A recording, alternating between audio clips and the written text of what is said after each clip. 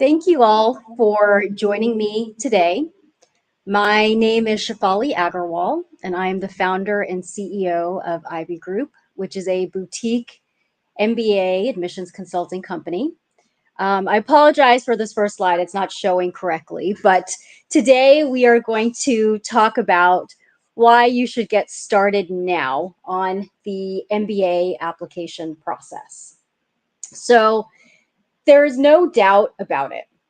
Applying to MBA programs is a journey. Admissions committees want to understand what you did in college, how you performed academically, what you've been doing professionally in the workplace and outside of it in your communities, and how your personal experiences have shaped you.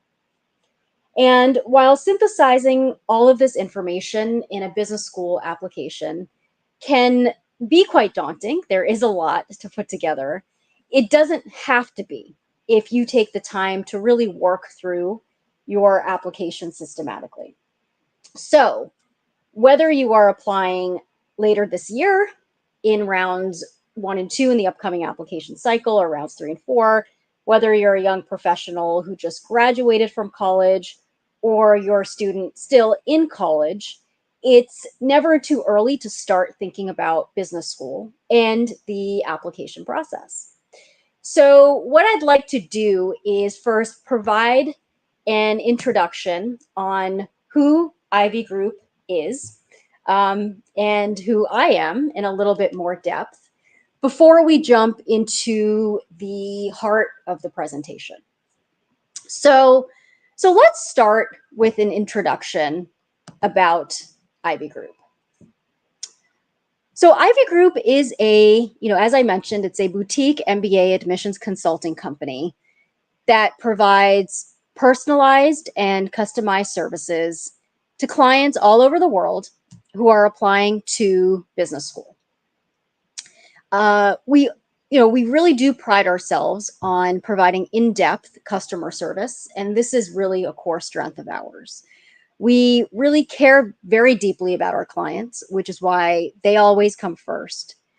And our mission is to help clients tell their story to business schools so that they can achieve their dreams and impact the world in whatever field that they are in. And so what I always like to say is we work with you to turn your story and your passions into your success. So with that sort of tagline, our philosophy focuses very heavily on authenticity, storytelling, and the human element to really help clients craft compelling and differentiated applications that stand out. So business schools want to understand you as a person, in addition to all of the really great things that you've done. We are a very collaborative and empathetic team. Coaching, guiding, and mentoring others is our very ethos. And because of our passion for what we do, our clients have been admitted to many of the world's top business schools, as shown here, including Harvard Business School, Stanford, Wharton, Kellogg, Yale, London Business School, to name a few. Now, with respect to my background, I am a graduate of Harvard Business School and Princeton University.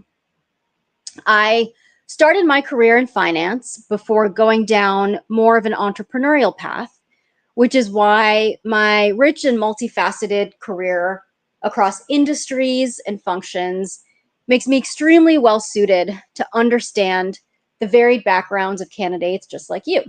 And I know you are all very, very diverse. I spent most of my career as a finance professional on Wall Street, where I worked in both the investment banking and asset management industries at companies like JP Morgan. And I also have experience working in the educational nonprofit sector.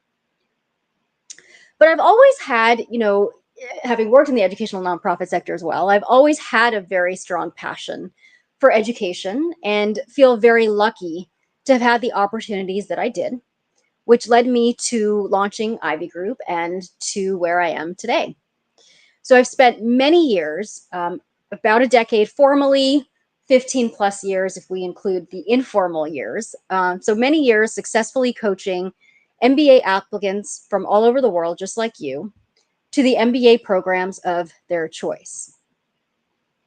Before starting Ivy Group, I actually gained a lot of experience in the space at other top admissions consulting firms. And at Harvard Business School, I also had the unique opportunity to really gain perspective on what the top business schools are looking for in candidates when I served as VP admissions of the Women's Student Association. And in that role, collaborated directly with the HBS admissions office as a bridge between current students and prospective and admitted students. And really, this is the closest you can get to the admissions office as a student. And so I really gained strong insight into the qualities that top programs are looking for. I've also been a featured speaker on the QS World MBA Tour, have led multiple webinars on GMAT Club, have been quoted as an expert in US News, Fortune, just to name a few, and have been a contributor to Forbes, Entrepreneur, and the Muse. I'm also a member of the Association of International Graduate Admissions Consultants. And really, as I summarize all this, I really like to view myself as a master weaver who ties together the unique threads of candidates' stories to really help them craft the most authentic and compelling MBA applications possible to maximize their chances of admission. And because of that focus and the success, I've been recognized as a top MBA consultant by both Poets and Quants and Business Insider. So now, with this backdrop and this introduction, let's talk a little bit about the competitive MBA landscape. So, as this chart shows, the MBA landscape has never been more competitive, with the top two MBA programs, Stanford and Harvard, having acceptance rates of 6% and 11% respectively. And if you look at the M7, typically viewed as the top 7 schools, they have acceptance rates ranging from 6% to 24%. So the process is extremely, extremely competitive. Because of how competitive the MBA admissions process is, it is extremely important to craft authentic, compelling, and differentiated applications. And that is why it is imperative to really get started now. And it doesn't matter where you are in the process, whether you're in college, you are thinking of, or just graduated thinking of applying in a couple of years, or if you're applying in the upcoming cycle, there are many things you can be doing now to get started. And to provide a little bit more context on how competitive the process is, a couple of months ago, the Graduate Management Admission Council, or GMAC, released a report that showed that the continued appeal of the MBA degree, or really showed the continued appeal of the degree. So after a strong increase in application volume in 2020, the application volume for graduate business school programs in 2021 continued to grow 0.4%. Now you may be wondering, okay, why is that really a big deal? It's kind of flattish. But as Mary Lowengard, who's a writer for Fortune, noted, while no change flattish growth, and I quote, while no change flattish growth may not seem like news worth heralding, it demonstrates a sustained reversal that GMAC officials believe is sustainable through 2022. And that is precisely why, just so that you can understand how competitive the cycle really is and is expected to be, even as we look out ahead. So what are the things that you can do now to really give yourself a leg up so that you can craft authentic, compelling, and differentiated applications? Let's go through that. So if you look at the MBA application roadmap, And I really tried to put this down so that you could visualize all of the different steps of the process. You'll see that there are multiple steps to go through before you actually get to that notification and that decision. So first, it should start off with school research. And that's something that you'll find that you're doing continuously throughout the process. You have to take the GMAT or GRE. For some people, there's also the executive assessment. You have to think about your strategy and your story. You have to put together a compelling resume. You have to draft your essays. Many applications have short answers that you need to put together. You have to reach out to your recommenders for the recommendation letters. Then you have to go through the interview process. And then finally, you get that notification and that decision. So there are many, many steps. And the ones that I've starred are the steps that you can really start to immerse yourself in now or think about now, even at this very early stage. So let's start off with the first step here, which is school research. So now there are multiple ways to learn about MBA programs. The first, of course, is the website. Websites for schools are very thorough. You should go through the entire website, learn about the culture, learn about the community, learn about the courses, learn about what each school's mission statement is, because that can give you a lot of insight as well. And that should really be the first step that you take as you learn about the schools. And you'd be surprised because many people have an idea of where they want to go, but haven't really done the deep research to support why that is the case. And in your applications, you're going to have to dig in more deeply to really state why those schools are the right ones for you. And you can't be generic. You have to be very, very specific. Then, of course, there are visits, school visits. So either, as things open up, things may be more in person, or they're virtual school visits. So if you are able to take the time to visit in person, I would definitely encourage you to do so. Schools do host information sessions with the admissions office. They host tours. They host class visits. And these often do need to be booked in advance, so the trip should be planned accordingly. The best times to visit are in the fall or the spring when students are on campus, so you can interact with them and maybe even attend some activities like conferences if they are in session. But if not, of course, you can still participate virtually. There may be tours over the summer.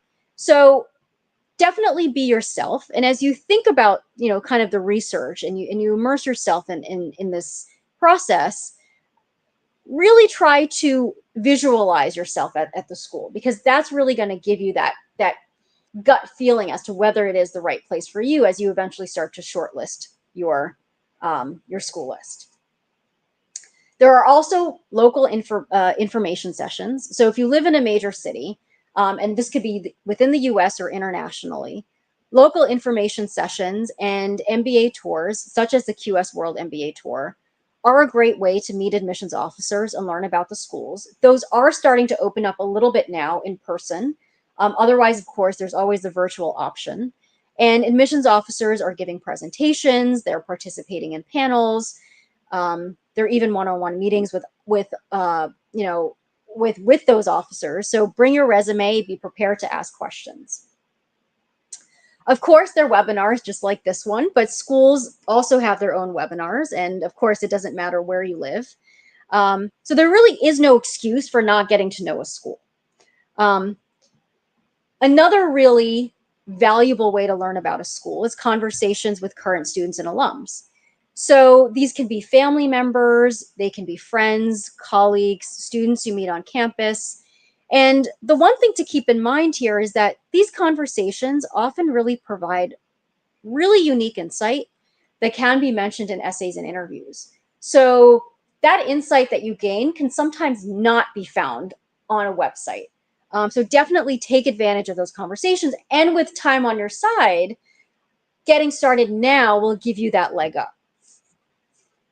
So take the time to really get to know the programs. And again, when thinking about your answers, it's important to be as specific as possible. There's no cookie cutter approach to how you address the question of why you want to attend a certain school. And as you do this, you will start to get a sense of which schools make the most sense for you versus the ones that don't. So you can really start to shortlist your school list. So you should be doing that now. And I say, again, this is always a work in progress. You will always be finding out new things during the course of learning about schools. So as you sort of research the schools in parallel, I would also very, very strongly urge you to get the GMAT and the GRE out of the way. So it is, the exam is unfortunately just one of those things that just needs to be done as part of the business school application process. And while some people are, can really essentially just ace the exam in one sitting without studying, the majority of applicants, and I've seen this based on my own experience, the majority of applicants do need to prepare amply in order to do well. So by taking it again, you not only get it out of the way, but there's also enough time to retake it.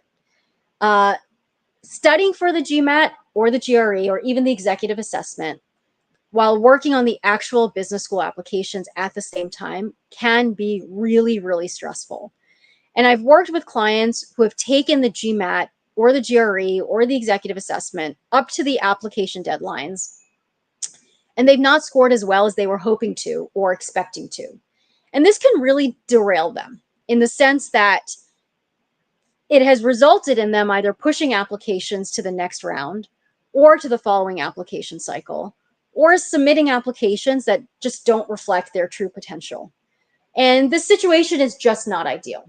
And the reason I stress this so much, and it may seem like a really obvious thing to do, but I understand that work happens. You're busy with work. Life happens. But by pushing out the GMAT and the GRE, you're really kind of, putting undue pressure on yourself. So as you take the exam, first off, understand the requirements for each school.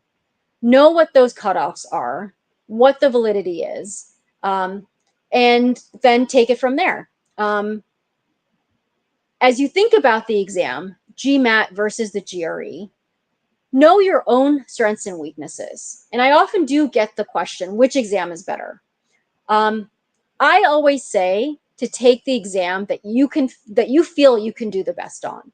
So schools truly are indifferent between the GMAT and the GRE based on my experience. I have seen clients getting admitted to the top schools, and they've taken, some have taken the GMAT, some have taken the GRE. But the most important thing is to take the exam that you feel that you can do the best on. And if you're not sure, take a couple of practice tests for both the GMAT and the GRE. See where you're scoring, see where you feel you can make those improvements, and then commit to that one exam and follow through and take the exam. And give yourself, again, ample time to study. And in particular, give yourself time to retake the exam if you have to. Because you may find, and again, I find this with many of my applicants, many of my clients, they do end up having to retake the exam, sometimes multiple times. So you want to make sure that you do have that time on your side as you are, immersing yourself in this process. And you can take it early, right? Both of these exams, have a 5-year validity. So it's definitely to your advantage to just take it as soon as possible. All right. So what else can you do now as you really try to work towards differentiating yourself in the very competitive applicant pool that you will face as you apply? The next area to focus on is your strategy and your story. You want to start brainstorming. who you are, what your strengths are, what your qualities are, and really focus on authenticity and your unique attributes. So here at Ivy Group, again, I place a lot of emphasis on authenticity. And I really love this quote by Oscar Wilde, which says, "Be yourself, everyone else is already taken." Um, the questions I usually get from candidates: how do I get into the top business schools? What can I do to stand out from the competition? Is there a formula that will help me get accepted into the MBA programs of my choice? My friend or my colleague got into, fill in the blank by focusing on this in his part of her part of the story. Should I do the same thing? And, I understand what is prompting these questions. As you saw in the chart, the MBA landscape is very, very competitive. So how do you shine in a pool of very qualified candidates? And really it is, again, by being authentic. Now, what does it mean to be authentic? So first off, it's drawing upon your unique experiences and perspectives. Take the time in this, in this phase that you have right now, take the time to think about that.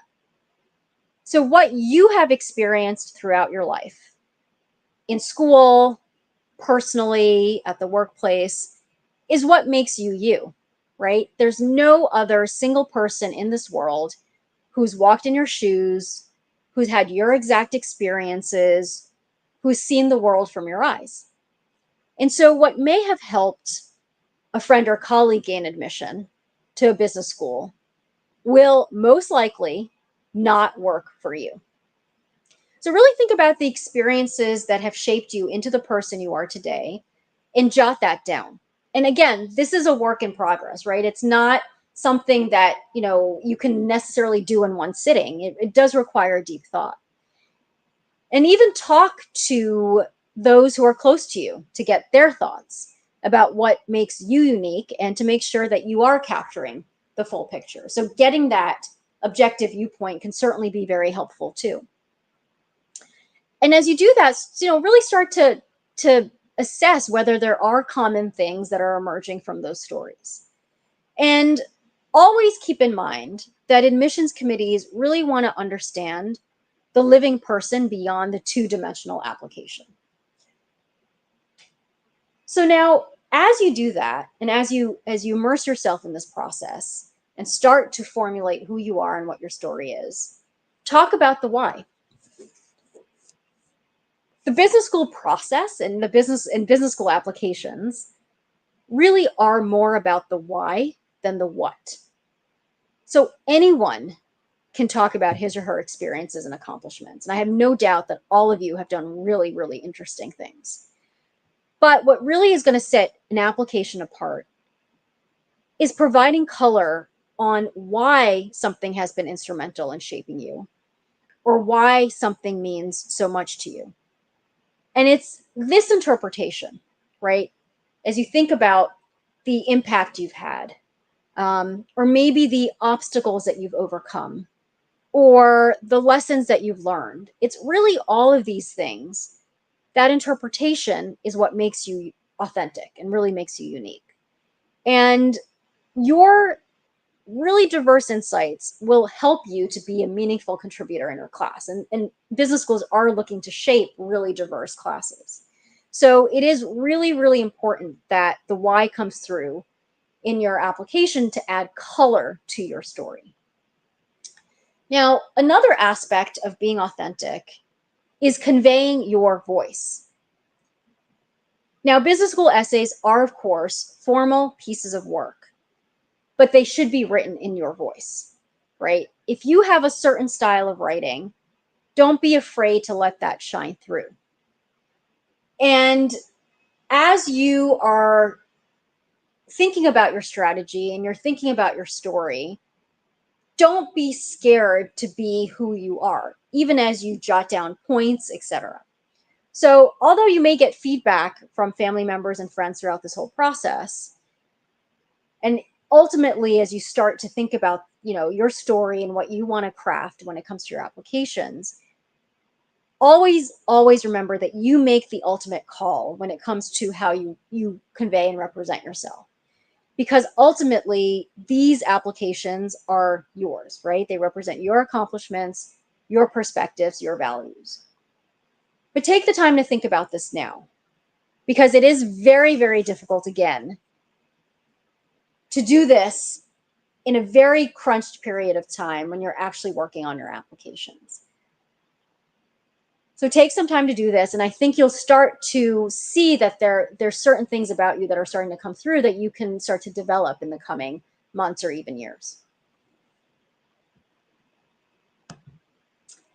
Now, part of the strategy and the story too is crafting your post-MBA goals. Now, you may not know what you want to do right now, which is fine, but you should start thinking about it.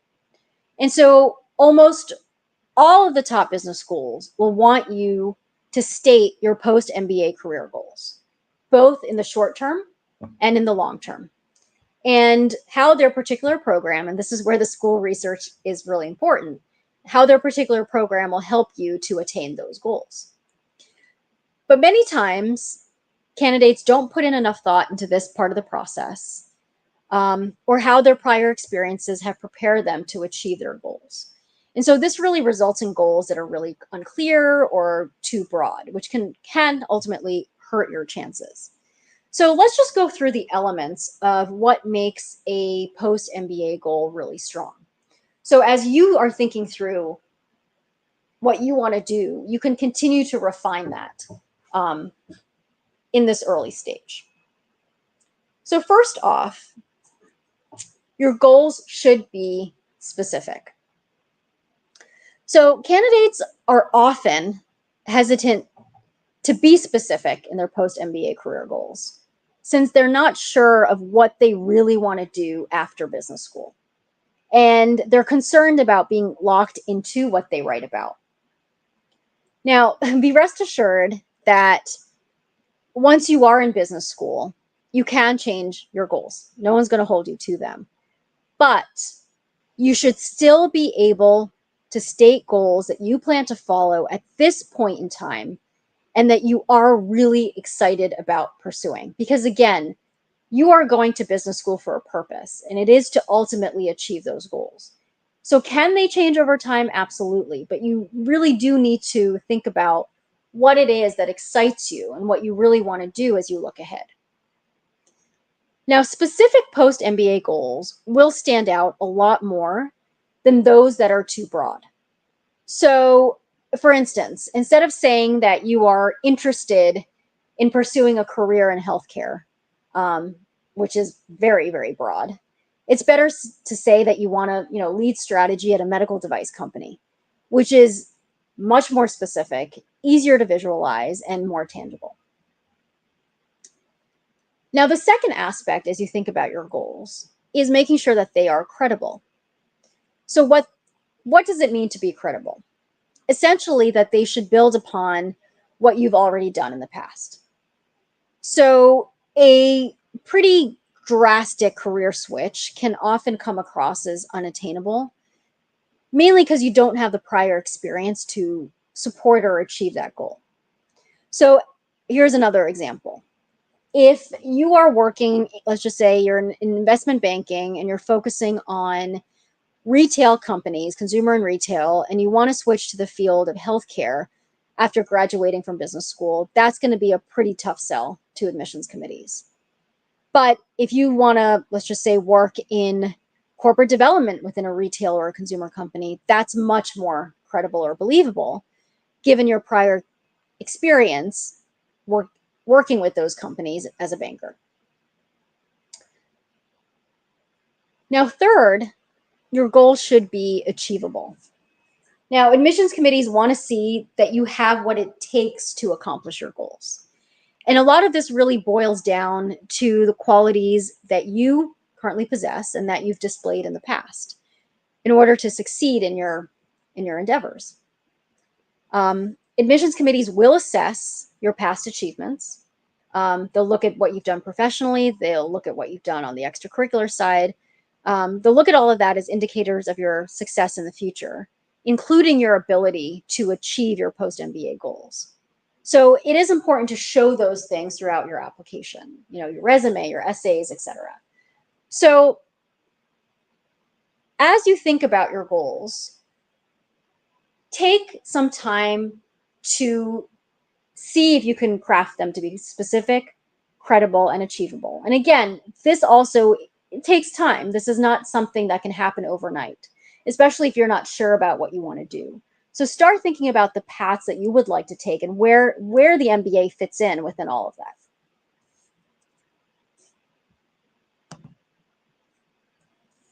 So another piece that you can work on now to really start to differentiate yourself from the competition, and why it is really important, of course, to get started now is to differentiate yourself. Another element that you can work on is your resume. Now, the resume provides admissions committees with a very concise snapshot of your accomplishments to date. But candidates will often submit a similar resume that they would use for professional purposes for a job search for their applications. However, the business school resume should be tailored differently. So here's how to think about tailoring your resume. And you can think about this now. Again, all of these things are works in progress, essentially. So first off, of course, as you start to tailor your resume towards business school applications, focus on being achievement and impact oriented. What I've seen, based on my extensive experience, is that applicants just tend to list their responsibilities and tasks for each of their roles, without really commenting on the impact and the results from different projects that they've worked on. And so for each, go through your resume, go through each bullet, and what has been the outcome of each of the projects that you've been engaged in. This really needs to come through clearly, right? Focus again on how you are having impact on the organization, on clients, on people. That's going to be really, really important. In addition, highlight your involvement in extracurricular and community activities too. So in your business school resume, and this does not happen as much in the professional resume, but in your business school resume, there should be an emphasis on the roles that you have taken on in your extracurricular activities. This should encompass things you've done in college. It should encompass things you've done post-college. So think about what you have done. Why is this so important? Well, business schools will really gauge how involved you will be in their communities as a student through your prior endeavors. And so if you've been heavily involved in your communities, then really make sure that shines. And if it's been a little bit on the lighter side, we still want to make sure that that comes through in some capacity in your resume. So take a look at what you've currently done, or in college, what you're currently doing now post-college, and see how you can continue to improve that as you look out ahead. And your resume will really help you to see those gaps. As you do that, as you continue to refine your resume, keep an eye also towards formatting. I've seen too many times candidates trying to squeeze in as much information as possible. And it is okay to play around with the margins and the font a little bit, but there should be sufficient white space in that resume so that no one has to strain to read it. At the end of the day, admissions committee members are only human, and so you want to make sure it's easy for them to read things. So this is something that I would recommend. Take a look. Many of you may not have updated your resume in a long time, so start to take a look at it, see where there are gaps, and what you can do to plug those gaps now as you start to look ahead. All right. Essays. So many of you may be thinking, okay, the applications for next year, for instance, aren't even out yet. How can I start even thinking about the essays now? Well, there are things that you can do when it comes to the essays. So business school essays are an opportunity for candidates to share aspects of themselves with the MBA admissions committee to provide a holistic picture of who they are. But many people find this process to be daunting. And it can be if you don't put in the thought. So, what are the things that you can do now to prepare yourself once you are ready to jump into that process? So, the first thing would be, as you shortlist your schools, read the current essay prompts for the schools that you are considering applying to. Now, we're not going to write any full-fledged essays here, but just start to think about it, right? What are those essay prompts? Those prompts may change by the time you apply, but it's always a very helpful exercise to just think about what those prompts are and how, if you had to apply today, how would you answer that, right? So take a look at the essay prompts and make sure you clearly understand the question that is being asked. Read the question, reread it again, and then reread it again. As you read the question, think about how you would go about answering it, right? Jot down some thoughts and some notes. And again, no need to worry about being perfect here because this is just more of a brainstorming exercise. But jot down some thoughts and some notes on what your potential response could be. Maybe you'll start to roughly put together an outline. If you do, that'll help you pinpoint content that you would include in the essay, and also help you think about the structure of the essay. And as you do that, look at the essay set for schools together, because the essay set is going to be what you represent about yourself holistically.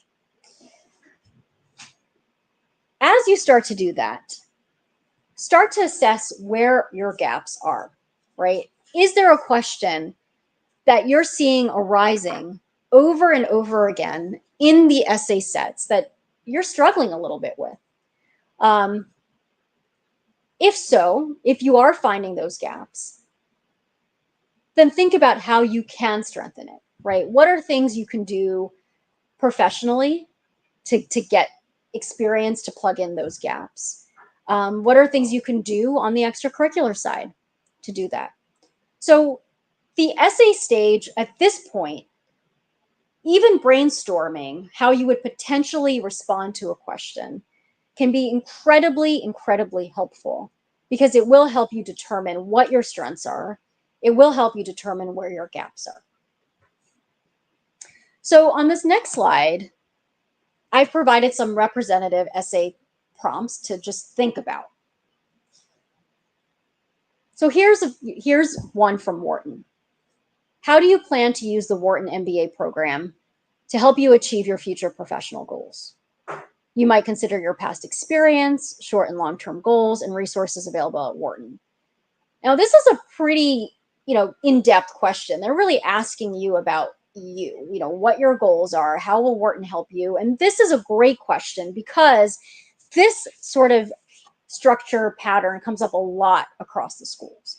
So as you're seeing here, what this question is telling you is that, again, you need to know what your post-MBA goals are.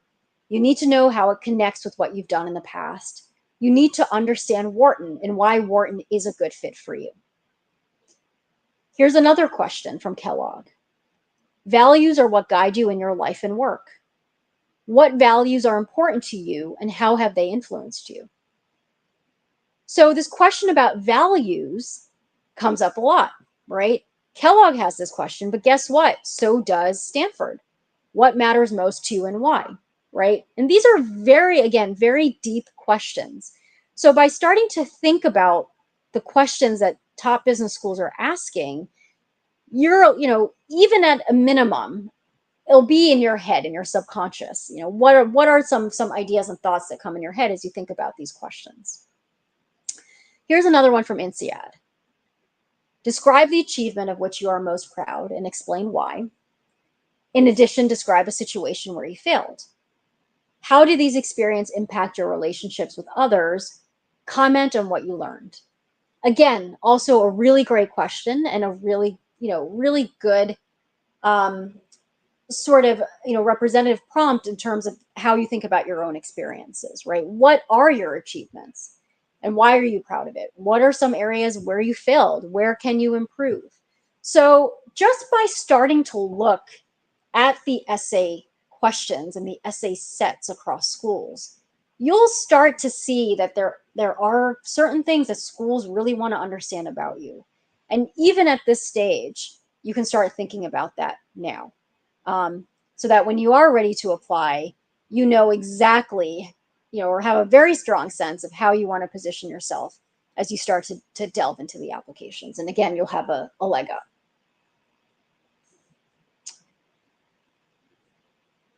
Now, another piece, again, you may think it's a little bit early, but another piece you can start to think about are your recommenders. Doesn't mean you have to reach out to your recommenders, but again, start thinking about it, right? In the MBA application process, recommenders play an extremely important role in supporting your candidacy.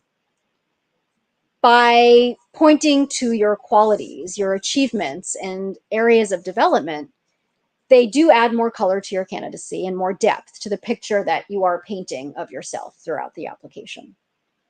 So, who should you choose as your recommenders?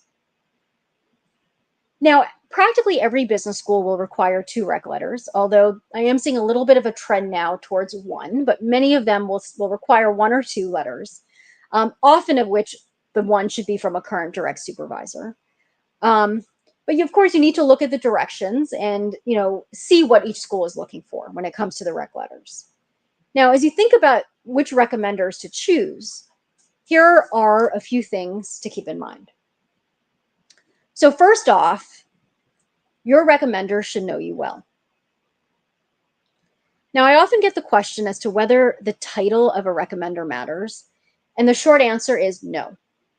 It's much more important that your recommender has supervised you in some capacity. So they do need to have supervised you in some capacity. They should have worked directly with you, and they should be able to comment on your work and qualities through the interactions that they've had with you. So they should, in short, know you very, very well. So having the CEO of your company or a well-known managing director write your rec letter can actually backfire if they have not directly supervised you. Now, if they have supervised you, that's fine. But if they have not, then the letter is probably going to be a superficial rec. Your recommender should also believe that you are one of the best. It is a very competitive business school process. So you should choose recommenders whom you have the confidence will say that you are one of the best. Many schools will ask recommenders to rate candidates against their peers in the workplace. And so you want to make sure that you are ranked very highly on that scale. You want the strongest advocates supporting you. So don't leave that up to chance. Your recommenders, if there are 2 recs required, should also complement one another. So together, they should provide a holistic picture of your qualities. So if both of your recommenders focus on all of the exact same qualities, that is a lost opportunity, because you really want to be able to provide admissions committees with a broader perspective of who you are. So what can you do now at this stage? Really, the key thing is to start to strengthen your relationships, right? Who are your potential recommenders? Who can be your potential recommenders? And how can you go about strengthening those relationships? You have time on your side right now. So use it. Use it to the best of the ability, or best of your ability. And again, these things like strengthening your relationships, etc., those things take time. So definitely think about and shortlist who could write your recs from current firms, prior firms, and continue to strengthen those relationships. So now let's do a recap of the MBA application roadmap. I think maybe you'll have a little bit more perspective now, having gone through the presentation with me, on what you really can do at this stage, and why you really should be getting started on the MBA application process right now. You have no time to waste. Just jump into the process, immerse yourself, and I think you'll find that you find the process to be quite enjoyable as you go through it. So why should you partner? I'd love to just end a little bit on why you should partner with Ivy Group. So you are always at the center of what we do. So I want to mention again, we are a boutique MBA admissions consulting company. And you are always at the center of what we do. And our passion is helping you to tell your story. Again, we focus very heavily on authenticity and storytelling and the human element. The business school application is more of an art than it is a science, and it requires an empathetic team. So coaching, guiding, and mentoring others is our very ethos. And combined with our no stone left unturned approach and our love of the written and spoken word, we are really able to elicit the very best from you. You will also benefit from input from our advisory board, which is comprised of professionals who have attended top-tier MBA programs and who intimately really understand the MBA admissions process. And collectively, my advisory board and I were accepted to or received invitations to interview from the programs shown here, Harvard, Stanford, Wharton, Kellogg, Columbia, Booth, Tufts, Darden, etc., among others. We also have a very highly customized approach. We're very collaborative, and we engage in an interactive dialogue with you to craft the most authentic applications. We also offer services and also products to meet all of your needs. We have comprehensive packages, we have hourly services. So feel free to visit our website at www.ivygroup.com. And I do want to stress that there is an E at the end of group if you're interested in exploring further. I also want to point you to other resources. You can sign up for our emails on our website for tips and updates to stay ahead of the competition, to receive our free guide on the top 6 mistakes to avoid when applying to business school. You can also visit our website to read blogs and to watch other webinars that I've given in the past about different topics related to the MBA application process. Also, feel free to visit our products page. We just launched our pre-MBA Bolster Your Profile Guide and Workbook. I get a lot of questions about what can I do now to enhance my profile, and really created this guide and this workbook to help you go through that process so that you do have a leg up. You can use code IVY15 for a 15% discount until March 2nd for our pre-MBA Bolster Your Profile Guide and Workbook. And also feel free to follow us on social media. I'm constantly putting out tips on Twitter. Our handle is Ivy_group. Same handle for Instagram. We're on LinkedIn, on Facebook. So definitely feel free to follow us on all of those different channels. So with that, I would, of course, love to thank you for joining me today. We have a little bit of time, so I'm happy to answer any questions that may be on your minds, and then sort of wrap up.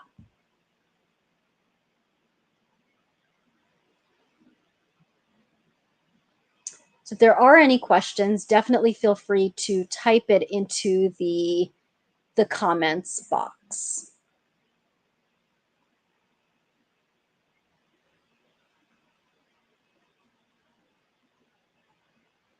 Okay, I guess I did a really great job then, but I'm not seeing any questions arise right now. So I will wrap it up here, but I want to stress that all of you have what it takes to be successful in your business school application journey.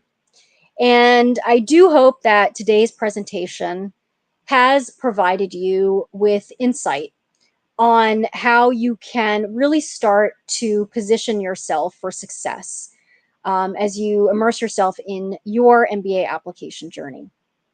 But enjoy the rest of your day or your evening, wherever you may be based, and best of luck with everything.